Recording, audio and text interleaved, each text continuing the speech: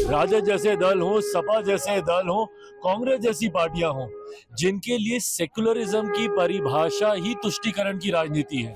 एक धर्म विशेष के लोगों की वाहवाही करते रहो, उनकी गलतियों के ऊपर भी पर्दा डालते रहो, और अगर आप उनके लिए ही कुछ करेंगे तभी आप सेक्युलर हैं। अभिव्यक्ति की आज़ादी का मतलब कतई ये नहीं है कि आप कुछ भी कहे जाएं और उसके ऊपर लोग खामोश बैठे रहें। जिस तरीके से बिना मतलब के इस विवाद की शुरुआत की गई है, हर कोई जो इतिहास का जानकार है वो जानता है कि उस दौर में औरंगजेब के शासनकाल में क्या क्या घटनाएं घटी थी, कैसी कैसी यातनाएं दी जाती थी, उनके खुद के संबंध अपने ही परिवार के लोगों के साथ क्या थे, कैसे थे।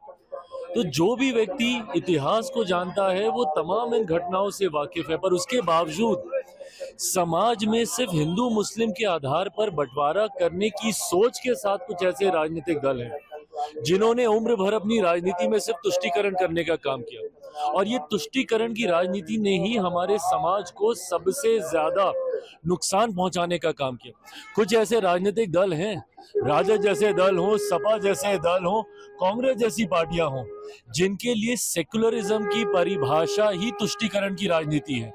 एक धर्म विशेष के लोगों की वाहवाही करते रहो, उनकी गलतियों के ऊपर भी पर्दा डालते रहो, और अगर आप उनके लिए ही कुछ करेंगे तभी आप सेक्युलर हैं। अगर समाज के एक बड़े वर्ग की अगर आप इच्छाओं को या उनकी आस्था को अगर आप सम्मान देते हैं तो ये सांप्रदायिकता हो जाती है। पर आपका सेक्युलरिज्म तब ठीक रहता है अगर आप एक धर्म विशेष के लोगों की गलतियों पर भी पर्दा डालें और उनकी वाहवाही करें, तो ये सेक्युलरिज्म है।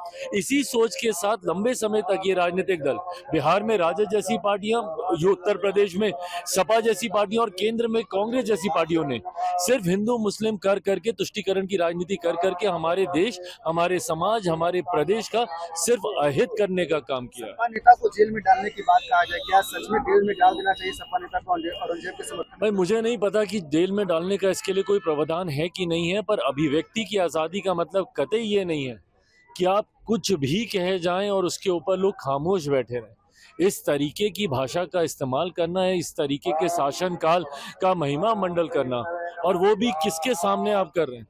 क्योंकि एक ऐसी फिल्म आई है जिसने मराठा समाज के एक बड़े योद्धा को, उन्होंने उनकी बातों को, उनके कार्यकाल को सामने रखने का काम किया, इसीलिए आप ये तुष्टीकरण आप करना चाह रहे हैं। ये सोच गलत है, इस तरीके की भाषा गलत है। अभिव्यक्ति की आजादी में कतई इसको नहीं गिना जा सकता। आपके सहयोगी जदयू के नेता समर्थन कर रहे हैं, कुछ विरोध कर रहे हैं। भाई मुझे नहीं पता कौन समर्थन कर रहा है, नहीं कर रहा है, बट हाँ मैं इतना मैं जरूर जानता हूँ कि जो भी पढ़ा लिखा व्यक्ति है, जो इतिहास को जानता हो, जो जानता हो कि किस कार्यकाल में क्या किया गया, टूटी फूटे इतिहास को मरोड़ परोड़ के परोसने वाले इतिहास को नहीं, जो सही इतिहास को जान रहा है वो कतई इसका समर्थन नहीं करेगा।